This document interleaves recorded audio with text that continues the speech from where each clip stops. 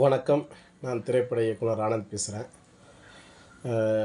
அமைச்சர் ரகுபதி, திமுகவுடைய அமைச்சர் ரகுபதி அவர்கள் இன்னைக்கு ஒரு ஸ்டேட்மெண்ட் குடுத்துருக்காரு. அது என்னன்னா, செங்கோட்டையன் அவர்கள் பிஜேபியுடைய ஸ்லீப்பர் செல் அப்படின்னு.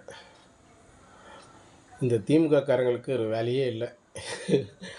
பிஜேபியுடைய ஸ்லீப்பர் செல்லு, பிஜேபியுடைய ஏ டீமு, பிஜேபியுடைய பி டீமு, சி டீமு. எத்தனை காலம் தான் இப்படியே அரைச்ச மாவு அரைப்பீங்க அமைச்சர் அவர்களே? நீங்க ஒரு விஷயம் நல்லா புரிஞ்சுக்கிங்க. நான் திரும்ப சொல்றேன். இந்த ஒரு முறையாவது நீங்க பிஜேபி தமிழ்நாட்டுக்குள்ள வந்துரும். தமிழ்நாட்டுக்குள்ள விடக்கூடாது.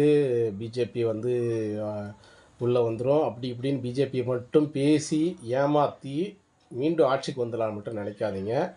இது நெறைய பேருக்கு தெரியும். நீங்க இதையே அரைச்ச மாவே அரைக்கிறீங்க.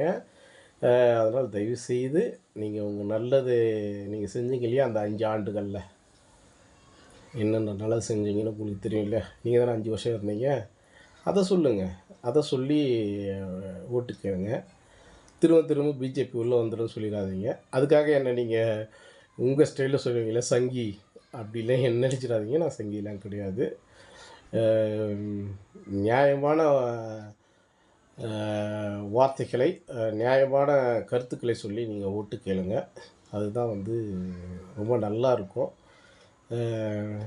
மீண்டும் மீண்டும் சொல்கிறேன், நீங்கள் பிஜேபி உள்ளே வந்துரும்னு மீண்டும் ஆட்சியை பிடிக்கலான்னு ஆசைப்படாதீங்க. மக்கள் எல்லாருக்கும் உண்மை என்னன்னு தெரியும். மக்களே சிந்தித்து செயல்படுங்கள். நன்றி, வணக்கம்.